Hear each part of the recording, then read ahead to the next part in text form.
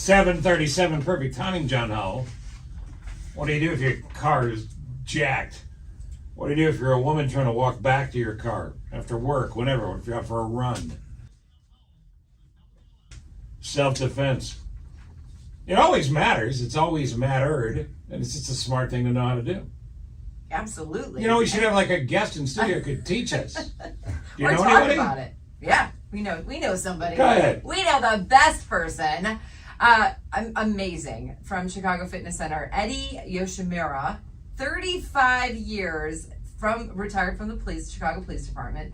He held the rank of sergeant. He holds an 8th degree black belt in Shodokan and is the highest ranking belt holder in this art outside of Japan. I own 8 belts. Not black, some black, some brown, some a little stretchy. They all go with Eddie's my, here, with my pants. Eddie doesn't care about your belts. Eddie's here. So I gotta tell you this. So I hosted Living Healthy Chicago for a long time. Yes, you did. And we were doing a story about self-defense with a friend of mine, Marie. And I met Eddie, the owner of this gym. And I said, we were talking about self-defense and said, we got to have him in. What do you prefer, Eddie, Shihan, Eddie? What do we call you? Eddie's fine. Eddie's fine. Get right next to that microphone. Hi, Eddie. Good morning. All right, so we just heard terrible numbers on gun violence in Chicago. And you should be prepared, whether you live in a big city or a small city, to defend yourself. How old should the average person be when they start learning about self-defense? There is no age. Really? Yes. My girls started martial arts training when they were 2. 2? Yes, and they've been training since.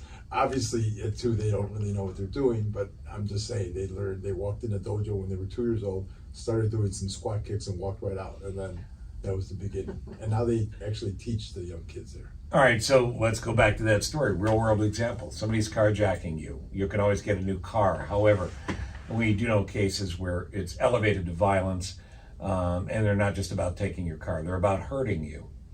What do you do? Well, obviously, you've heard that acronym, the run, hide, and fight, right? Yeah. So always, if you're aware and you see danger coming, then you want to get away as quick as possible, right? That's what we advocate first off, and we refer to something bad as being a bang incident, right? Something life-threatening, that's bang. So the more you learn about how to defend bang, the more you become aware of how to be left of bang, so to speak. And that's not my terminology, that's from a very well-known book that actually the Marine Corps and General Mattis actually put together. Okay.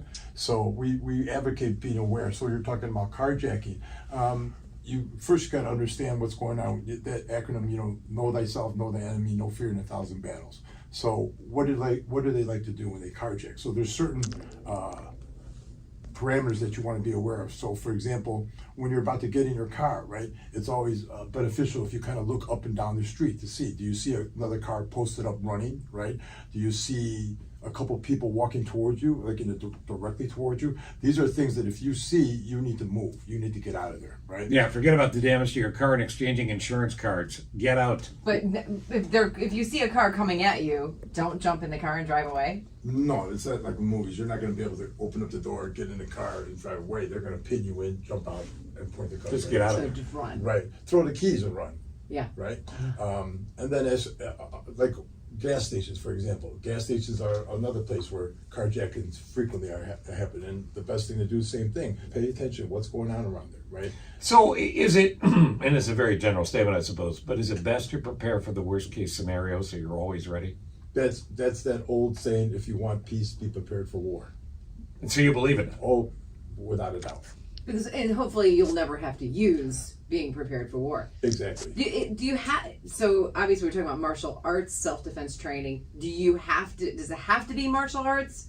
What if I take one class? What if I watch something on YouTube? We want people to be really prepared, but are there other ways aside from, using martial arts to be prepared to keep yourself safe? Yeah, people assume that safety is something that you're supposed to have, and unfortunately these days it's become clearly evident that that is not something preordained, right? You need to be able to work on it like everything else. So safety starts with being aware of your situational awareness, right? What's around you at all times, who's around you, right? And then you have to be aware of that, and that's hard to do when you're walking around with your face looking at your cell phone, for example, right? These are things that you just don't want to do. How many times do you almost hit somebody walking across the street because they're just walking across with their head in their phone? So yes, you need to, I mean, you can only learn so much reading a book, watching on TV, or YouTubing something, right? You need to make it a part of your pattern of life, and you need to practice it, on a daily basis. Everybody wants a shortcut, and to go to Jane's point and question, is there a snack pack size version of I now know enough to defend myself in a difficult situation? Because Steve's not going to get 8 black belts. No, not at my age. That's clear. Yeah. So yes, there is. You can learn a handful of very effective techniques, right? That do not take 20 years to learn. Okay. Again, there's no guarantee, and it's the last thing that you want to depend on. But there are definitely things you could use should you be in a situation where you're forced to defend yourself, right? So, for example, how many weapons does somebody have in unarmed combat, right? Well, the answer is 11, right? 2 hands, 2 elbows, 2 knees, 2 feet, your head, your mouth, and your whole body. So those are 11 things that you have every day walking around with that can actually be very, very effective if you practice how to use them. So the fight or flight instinct that we all have. Listen to the inner voice in your head. Well, that's why you train, right? Train is muscle memory. So that way, when something happens, you're not going to have time to think. You're just going to basically react. So it's something that you just actually visualize, and then you do every now and then just to make sure something happens. That's what's going to happen. Your body's going to react. And kind of following up what Steve said, in today's world, there's so many weapons out there, and you are in a situation where you may have to use some of these skills, these 11 weapons that you have on your body. If someone's has a gun in my face, I'm afraid to do anything. Like, I don't want to come at them with one of my 11 weapons. Agreed, right? It's that old adage, you don't bring hands to a gunfight, right? So you definitely, if there's a weapon involved, and like you just said, a gun in your face, we would totally advocate complying in every way, form, or fashion, right? And Take what you want. Take it, here's my keys, here's my yeah. wallet, and go. Obviously, the other piece of concern, and we'll take us on when we come back, is the safety of women just trying to get from point A to point B, walk back to their car, get in and out of work, get in and out of a gym, go for a run. The preparation that women need in a situation like that. So when we come back, maybe we could just run through a scenario where you beat the hell out of me live on camera. Okay. And what do you mean, okay? You're supposed to say no to that. And then we want to tell people how they can get a hold of you and the folks that work with you and actually get some appropriate training. Thank you. All right, good. Shihan Eddie's here. Eddie Yoshimura's here, and Shihan Eddie was were you a Yakuza gang member on Miami Vice? Is that right? Back in the day, don't be shy. Back in the day, correct. And there was a shootout, and you lost a finger or something? Yeah, all my guys, Crockett and Tubbs shot them all up, and I lived. So as a sign of, I had to attribute for my disgrace. Right. And the Yakuza honor code, cut your finger off? Yeah. Yeah. That was on an episode of See, Miami. that was TV. Yeah, it was TV. But this is why I'm glad you're one of the good guys.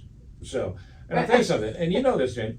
You can measure a guest's validity, sincerity, decency, who they are as people, by how much they want to talk about themselves. And he doesn't want to talk about himself. Eddie doesn't want to talk about himself at all. He wants to talk about how he can help you Yeah. and me and the rest of us, and that comes from being a great teacher who's taught thousands and thousands of people. Where's your place, and how do people get a hold of you? It's called Chicago Fitness Center. It's located at 3131 North Lincoln. And it's basically our contact phone number is 773-549-8181. And we also have a website and social media presence. All right, Chicago. What's the website? Chicago Fitness what? www.chicagofitnesscenter.com. Okay. Yeah. And I assume there's different packages and things, or you can customize it how it works for you to be trained. Correct. And you have specific self-defense classes, because you do a lot of things there, but you have specific self-defense classes. Correct. Martial arts, Shidokan is, in its most primal form, is self-defense. That was martial arts in general. That's what it was for. Okay. All right. So speaking in specifics to how women defend themselves, I want you to run through something with Jane in a second, but first, if we go with awareness, assessment, and action. Awareness is get your face out of the screen. You know, you're in a situation that could potentially be dangerous in any form. If your head on a swivel, doesn't mean you're going to be attacked, but just be aware of where you are, right? Correct. My girls, when they were real little, I remember I would teach them to pay attention to certain things, right? So we'd go out to a parking lot, they'd be all excited, they'd be like, Daddy, there's 40 cars in the parking lot. And I'd say, good, how many are white? And they'd be like, oh, right? So little things, you just pay attention, right? When you walk into a parking lot, you should look before you walk directly to your car. Are there people sitting in cars? Or they look like they're not doing anything? Or is somebody standing by a car and look like they're tracking you? These are little indicators that something's not right, right? So you should turn around and go back where you came from and wait till you feel it's safe. You really need to be observant and aware. Right. And that's what a lot of us are not, right? We're going in a thousand again, directions. But it's not just that. Again, it's people buried in their phones. Yeah. Assessment in a situation. You assess your situation. This could be after you're confronted. Correct. So, and that means your spidey said snooze, right? Mm-hmm. You were, like you said, had your face in the phone or whatever you're doing, and next thing you know, here it is right in front of you, right? So that's why you train, right? Because you're not gonna have time to think and process it. That's way too slow. Right? You're gonna react. You have to react, and if you don't, it's that, fight or flight or freeze type of mindset, right? So if you freeze, then you do nothing, right? Right. So you either run really quickly or you fight. It just depends on what the situation is. Again, we advocate fighting as the last line of self-defense. Right. De-escalate if you can. Right. Give up your personal property. That can be replaced. You can't replace your life, and you could be very, very badly hurt in situations. But there are circumstances where you have to take action. Correct. All right. So And because of that training, you know when it's time to take action or not, because your brain is like firing and you know when the moment is. And you're also training us not to be afraid. So if I went to a class right now, I would be afraid to do anything because I'm like, oh, I don't want to hurt you. I'm sorry. But you're teaching to get over that. That's a huge mental obstacle to come over, right? Because the threat is not going to hesitate to hurt you. So you actually have to either get to that level as quick as possible or be really, really fast, right? let's not confuse the fact that cowards that attack women are in fact cowards. That doesn't mean they're not there to hurt you and use their physical strength against you. So, Jane, stand up if you would, please. Yeah. You're a woman minding your own business. Okay. That's what I normally do. Yeah, that's not really true. And you're walking maybe sort of towards the door. You can't walk far because you're going to be able to hear you on mic. Yeah. Okay. Eddie's approaching you from behind. You might not even know he's there. What's a move that a bad guy's likely to make? Do they grab a woman by the shoulders? What do they do? So don't walk too far Oh because yeah. I can't read. Oh yeah. He's tethered. Yeah. All right, so if you think of it, there's 4 directions that the threat can come from, right? Laterally, right or left, front or rear, right? Yeah. Rear is obviously going to be preferred because she cannot see me, Right. Okay, Right. but again, there's a lot of things that you can do, but it just depends on the situation, right? So she can't see me, so she'd be fighting blind from behind, right? Right. Yeah. She knows I'm behind. She could easily take her foot and put it on you see where and stomp down as hard as you Oh, can yeah. right there, okay? Stomp right on your Right? You could take your elbow and whip it around as hard as you can. Yeah, Okay? right into your now, face. If at some point you face me, then you have 2 primary areas of attack. Do you know what they would be? 2 primary targets. your face and your chest. No. Oh. I lose. So, Adam's apple, the tip of your nose, and your crotch. okay, so one of them's Whoa, correct. look at you. Okay, the throat is a very pressure sensitive area, so Yeah. that's definitely one. Everything else is kind of a delayed physical response. Okay. This elicits an immediate physiological response. So my throat right here is very vulnerable. Yeah. So if you took your thumb and put, you Oh, feel that? yeah. Now put it in right there. Now if Yeah. you struck it, push that. I'm just go ahead. No, Go I ahead. don't wanna Go do just it. do it a little bit. Do it till my voice sounds funny. Harder. Okay. No, I can't Okay? do it anymore. But if But you- you're talking about an impact poke, right? if Yeah. exactly. Give it a jab. This way, You push this or right in there. or this way with a part of your hand. Oh, right, because you Right? could go like that. This way super hard. or this way, whatever you have. Well, what about a closed fist? No. No, it takes a long time to learn how to punch. Okay. And that your thumb just digging right into the center of the Right, neck. right, I mean, he right. was doing it to me very lightly, and I felt Right. it. And then here's the what really would work: in, around, and out. Oh, Right that's there. in the eye socket. So Correct. that's, remember we agreed you're not going to practice this Correct, on me, right? yeah. But Right. this could be right In and then out. and the So loss of throw- being able to breathe. Yeah, throw an Or- Adam's apple in the eye. But Right, would you either do one. them in? I mean, you're not. It's fast, and you're fast. Right. Would I go to the neck first and then the Whatever, eye? whatever you have at your disposal. If the person's really tall, you won't be able to reach the eye, Right, right? right. So then you would probably go for Yeah. that part. So you don't have a weapon in your hand. Right. Maybe you're holding onto your cell phone or whatever. You need to attack, but you need to do it strategically if you feel like it's time to act. So what you're Correct. saying is, forget about the movies, forget about TV. Yes. You're not going to hit the guy hard enough in the nads where it's going to affect him in time. Hit him in the nose, making his eyes water. He's still going to have time. All you're trying to do is buy a few seconds to run.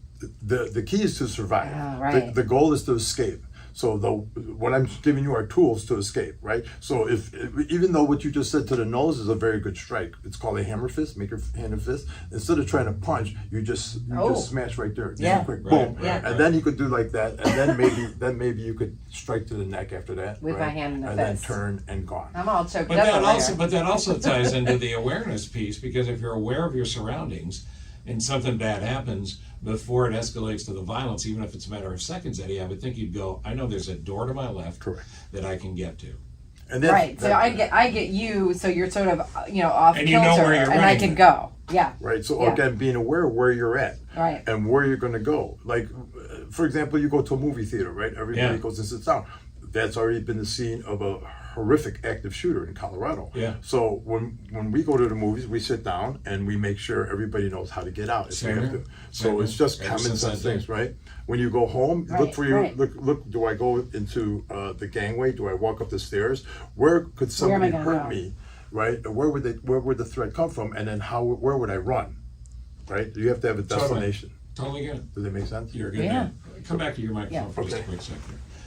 And Jane, thank you for not hurting Eddie. Yeah, thank you. The eye socket is really like I could see how that Okay, would easy. work. Don't get so excited And because the Eddie's neck. leaving. You're going to use it on me. I might, but this is all good stuff, and it's very, very basic. Right. Yeah. You don't have to train for 20 years. You just learned something right now that if you got Well, we just give women stuff they could use today. Listen, now. I hope you never do. Right. At least keep it in Right. mind. That's right. How do we contact you again? You can contact us at www.chicagofitnesscenter.com. You can come to 3131 North Lincoln Avenue, and we'd be happy to assist you in whatever it is that you'd like to learn. Thanks for doing this. Thanks for Awesome. doing this. I hope you'll come back or we can get you on the phone and talk some more. Yes, sir.